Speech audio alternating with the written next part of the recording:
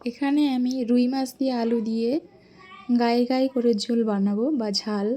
আসসালামু আলাইকুম বন্ধুরা, আশা করি আপনারা সবাই ভালো আছেন। আমিও ভালো আছি। টিয়া ফ্যামিলি চ্যানেলে আবার একটা নতুন রান্নার ভিডিও নিয়ে চলে এসেছি, রুই মাছের ঝাল আলু দিয়ে। এখানে রুই মাছটা ভালো করে আমি ধুয়ে নিয়ে রেখে দিয়েছি। ওইদিকে আলু, পেঁয়াজ, টমাটোর আর সর্ষে বাটা, জিরে ধনে বাটা আর আদা রসুন বাটা সব করে নিয়েছি। ওইদিকে কড়াই বসিয়ে দিয়েছি। এদিকে মাছটাকে নুন আর হলদি ভালো করে মাখিয়ে নিয়েছি। এবার মাছটাকে আমি ভেজে নেব। কড়াই বসিয়ে দিয়েছি, কড়াই গরম হয়ে গেছে। এবার আমি কড়ার মধ্যে তেলটা দিয়ে দেব। তেল দেওয়া হয়ে গেছে। আজকের তরকারিটা আমি রান্না করব সাদা তেলে। তেলটা দিয়ে গরম হয়ে গেছে। এবার আমি মাছের পিসগুলো সব দিয়ে দিলাম। দেখুন মাছের পিসগুলো সব দেওয়া হয়ে গেছে। এবার আমি মাছগুলোকে সব লাল লাল করে ভেজে নেব।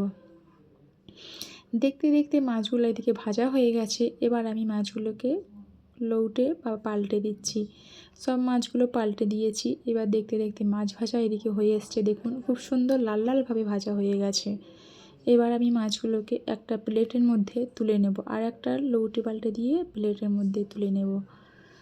হয়ে গেছে এদিকে মাছ ভাজা। এবার মাছ ভাজাগুলোকে আমি তুলে নিলাম। তুলে নিয়ে আমি এবার আলুগুলোকে ভালো করে লাল লাল করে ভেজে নেব। আলুটা ভেজে নিলে অনেক টেস্টি লাগে।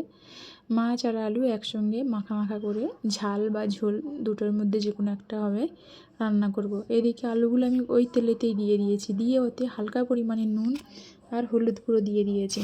দিয়ে ভালো করে আমি নাড়াচাড়া করে আলুগুলোকে আমি লাল লাল করে ভেজে নেব। এবার আমি এতে চাপা দিয়ে রেখে দেবো। এইভাবে 2-3 বার খুলবো, নাড়াচাড়া করবো, আবার ঢাকা দেবো। তাহলে আলুটাও সেদ্ধ হয়ে যাবে আর লাল লাল হয়ে যাবে। এবার আমি ঢাকাটা দিয়ে দিয়েছি।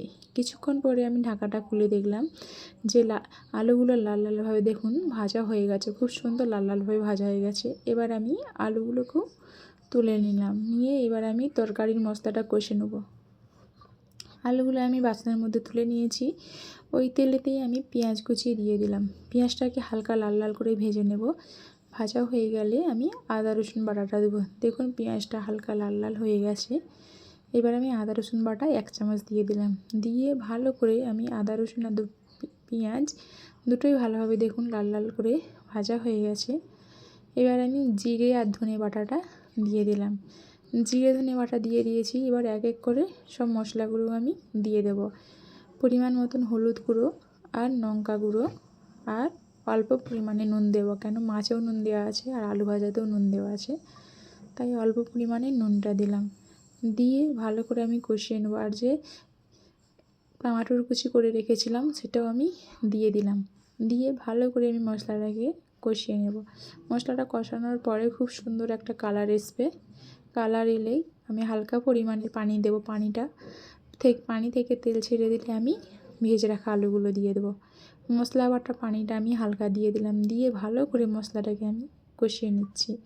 দেখুন এইদিকে খুব সুন্দরভাবে পানিটা দেওয়ার পরে লাল লাল হয়ে গেছে। এদিকে খুব ভালোভাবেই মশলা কষানো হয়ে গেছে।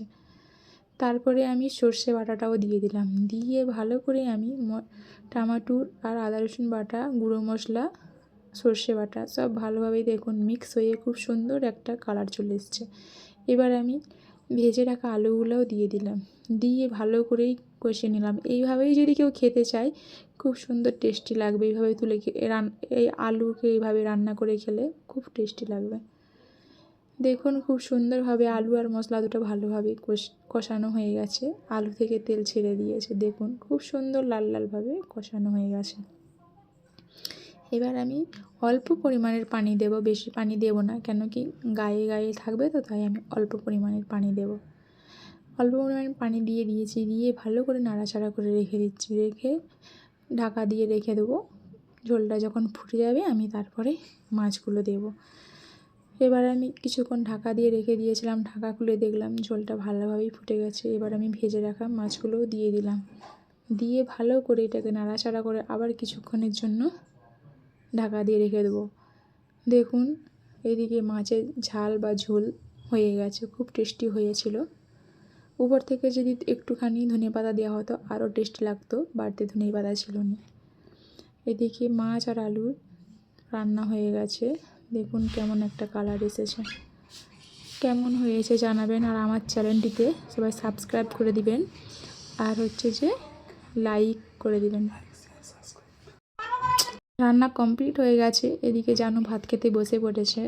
জানু মাছের ডিম ছিল, জানু মাছের ডিমটাকে টক বানিয়েছিল, মাছের ডিমের টক, আর এইদিকে রুই মাছ দিয়ে আলু দিয়ে ঝাল। এবার জানু খেতে বসে পড়েছে, দেখুন ভাত খাচ্ছে আর আমাকে দেখাচ্ছে যে অনেক টেস্টি হয়েছিল। খাওয়াটা দেখলেই বুঝতে পারবে যে কতটা মজা হয়েছিল। জানু এদিকে ভাত খেয়ে নিচ্ছে, এদিকেও আমিও ভাত খেতে বসে পড়েছি। কেমন হয়েছে জানাবেন আর সবাই ভালো থাকবেন। আল্লাহ হাফেজ।